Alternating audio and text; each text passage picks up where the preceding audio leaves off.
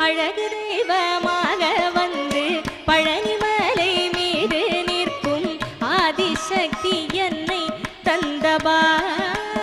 தந்தபாலனவன் அசுரர் தம்மை வென்ற வடிவேலன் அழகு தெய்வமாக வந்து பழனிமலை மீது நிற்கும் ஆதிசக்தி என்னை தந்தபாலனவன்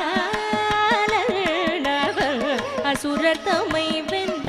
வடிவேலன் நல்ல அமுத